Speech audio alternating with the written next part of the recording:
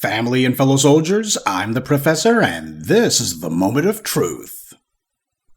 I'm starting to suspect that somebody's dear aunt or some other close relative must have gotten themselves deported by the way that the Tethers are acting. I guess ICE or the Orange Man must have put the fear of fraud into them. The problem that the Tethers are having is that they bet on the wrong horse. And it's not just the Orange Man's much televised ICE raids, which, let's be honest, are not going to find or deport 20 million people or even 2 million within the next 4 years. But the problem that a lot of the Tethers are having is that what for them had previously been a bragging point has now been turned into a mark of Cain. And while Canada and the Europeans don't like Trump's tariff policies, they're still following his lead when it comes to their immigration policies. The EU has announced that they're making preparations to build deportation centers in distant countries.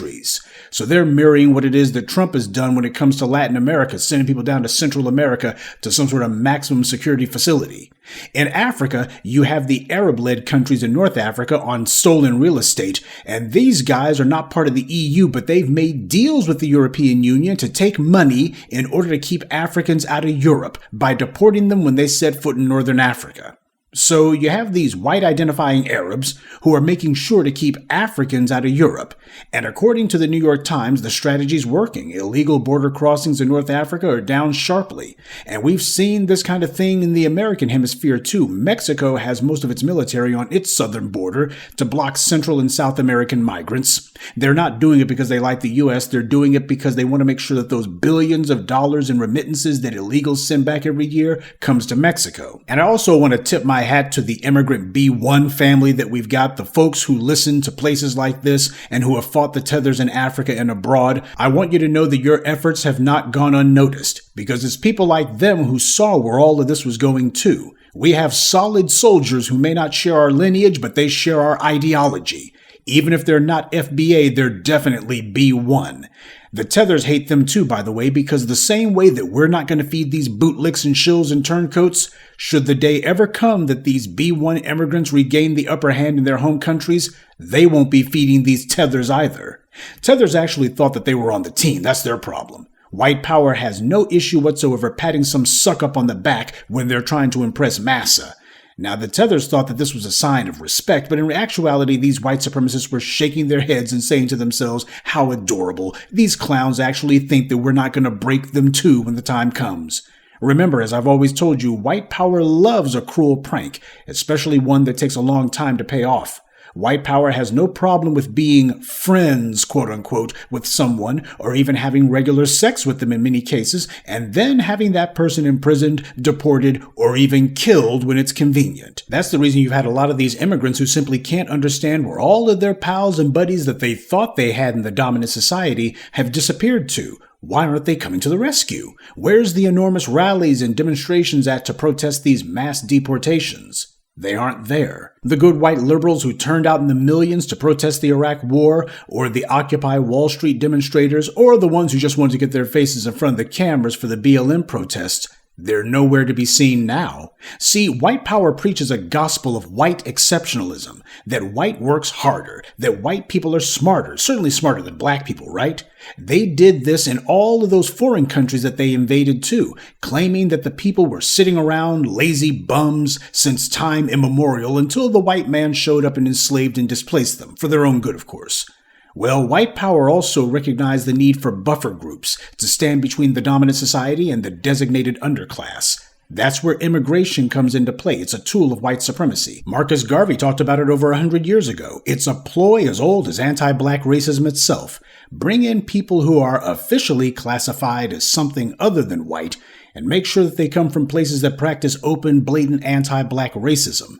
Haze them, at least in the beginning when they arrive. Make them prove that they're down with team white supremacy, and everybody knows how to do that. Attack black people viciously and often, and we've seen it decade after decade for 150 years. This is how white supremacy sees immigration, as a political tool to counter our influence and as a way to whitewash anti-black racism by falsely claiming, see, these people over there, they're not white, they're Italian or Asian, Hispanic, or in the 19th century, they're Irish or what have you. And see the loans and government programs we have for them, see how they've managed to get into good schools and get good jobs and have automatic access to business loans and government grants.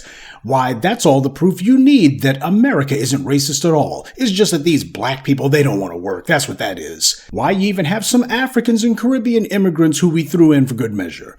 And the white media repeats that narrative. Immigrants start businesses, etc. As a result, you have a lot of these immigrants who have also jumped onto the false narrative of immigrant exceptionalism. This is how outgroups prove their allegiance to white power and, they hope, become de facto members of the oppressor class. Because after all, if you use the same language as massa, defame and attack the people massa wants you to, commit anti-black violence just like massa, and shamelessly make excuses for it all, then massa will at some point make you officially a member of the club. That's the prize that they're all competing for. But gratitude is not in the white supremacist vocabulary. Now, the Tethers who are trying to push the lie about immigrant exceptionalism, they're doing so much better than we are, etc. Let's go ahead and kill that talking point. No, immigrants are not, quote-unquote, more successful than the native-born population. What they do is to, quote-unquote, start businesses more often. But as we've seen, a large number of those businesses are basically personal hustles, or in some cases, they're fronts for illicit activity. What immigrant started Microsoft, I'd like to know? Or Fubu? Or Facebook? Or Amazon? Or you get the idea. And yet you have people like the Tethers who push that line because they're trying to get attention from white power. The trope of immigrants get ahead faster actually has to do with how quickly immigrants go from being the proverbial dirt poor immigrants who claim they showed up with pocket lint and built a successful laundromat or something. What the white media means when they say immigrants are outpacing native-born children is that they go from illiteracy to middle class. That's what they're referring to. But even the white media was forced to admit that this is in relative terms. They tried to put a glossy affront on it as they could, but they had to admit that these immigrants go to what Time calls high opportunity places. In overall national terms, immigrants may seem to out-earn native children, but they also tend to live in the most expensive cities, which require higher wages too. But while an immigrant child in California may out-earn a native-born child in Mississippi or Nebraska, they don't out-earn their native-born peers who grew up in the same areas. Some of them may go to work for tech companies, but how many of them start their own? They don't make the next Amazon or Google. Elon Musk, an immigrant, had to buy Twitter because he would have failed if he had tried to start his own. You see it in sports too. Immigrants go into the NBA, but none of them starts their own league. Black Americans have done it. So you can claim that they take advantage of the opportunities that exist, but you can't claim that they made the opportunities. And there's no shortage of white media articles and studies that show immigrants actually tend to make significantly less than the native-born population. That's two diametrically opposed narratives. Immigrants both out-earn native-born Americans and at the same time take the lowest-paying jobs and earn less? Both of these can't be true. These are the myths, tropes, and media fantasies that have arisen over time, and yet these are the kind of talking points that the Tethers like to try to glom onto. We've already mentioned how there's literally tons of government and corporate programs and giveaways for immigrants, and that these immigrants eagerly take advantage of them. But what needs to be said is that they turn around and claim that nobody ever helped them. Everything they have and have done was the sole result of their own hard work dent in industry. They sound like so many people from the dominant society who have been the beneficiaries of centuries of white privilege through laws, largesse, and giveaways from the government and corporations, which skews the entire economy in their favor, and then they tell black people nobody ever did anything to help them. Yes, immigrants learn very quickly what the rules of racism are. Immigrants as a group are not more prosperous than the native-born population. You have some on the white right, and left too, truth be told, who see certain economic and political advantages in letting in certain migrants because they feel that these people will fit into their economic view of the world. And these people are also very susceptible to become white supremacist adjacent. See people like Amy Chua, Juju Chang, Dinesh D'Souza, etc. It's no accident these white supremacists pick people from certain places. If you have some tether who allegedly came to the U.S. with only pocket lint, it's only fair to ask them then why they're still so dusty. But the greatest sign of the fallacy of the immigrant as superior is to look at the home countries. These places have the same technology as the U.S. American corporations have factories in these places. They all want to dress, eat, and live like Americans. And yet the highest growth industry in those countries happens to be airline tickets out of there. Of course, the Tethers will post something on social media, or perhaps their Substack or what have you, claiming that theirs is a superior culture. That's what Amy Chua wrote about in her book, talking about the triple package or whatever, saying that basically these immigrants come from a superior culture. Well, if that's the case, that still doesn't make any sense. Because why the world would somebody leave a place if it's a superior culture? Anywhere else would be inferior, wouldn't it? That makes sense, doesn't it? The reality is you can't build a superior civilization abroad until you first learn how to do it at home. And that's the huge flaw that goes along with the immigrant culture is superior argument. When you go to these countries, you don't see people hustling or building businesses there. Instead, you see them sitting around complaining about the government.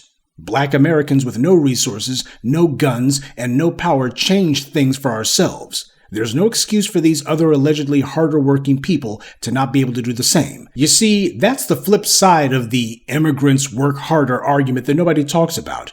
When you have people, particularly Americans, who go to these foreign countries, people who can't even speak the language and don't know the culture, but they can get things off the ground, the government doesn't seem to be a barrier for them, yet you'll have the native populations in these foreign countries who have been in these places not merely for generations, but for thousands of years, and yet will be the very first ones to claim that they're being held back, and it's the government, or what have you.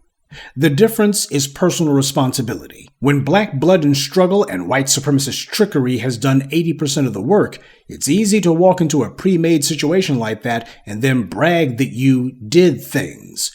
But we have to separate fact from fiction. The white media is in the business of mind control, and they'll use whatever narrative they think is most expedient. And the immigrants work harder or start more businesses narrative, it was all part of that exact same fraud. And the immigrants who thought to themselves that apparently these white supremacists like them, they're finding out exactly what's going on. Your work ethic doesn't make you the white supremacist equal. These immigrants thought the white media was on their side, but here they are getting rounded up, and the white media is reporting on it as if it was just the latest sports page. No big deal. But that's a huge part of how white supremacy has sustained and perpetuated its grip on power, by bringing in some new folks who haven't necessarily seen all the white supremacy's tricks, or who might think to themselves that these tricks are reserved for other people. White supremacy pats them on the head, feeds them a line about how, well, we really like you guys because you're harder working, and then in the end, cuts their throats. But then again, no one's been deceived, no one's been fooled. People have known exactly what the game is. What they thought was that they were going to be allying themselves with white supremacy and dumping on foundational black Americans. And what they would do is they would aggrandize themselves by saying, well, we just work harder than these guys. And in a perverted kind of way, they may actually have a point. After all, self-deception? That is some pretty sick work. Good day, and be one. I'd like to take a moment to mention some of our contributors. Wali Bilal, James, Leonard Cottingham, David Williams, and Jerlene Harris. Salute to them and thank you to everyone for listening, liking, and sharing this message. Black empowerment only exists because of you.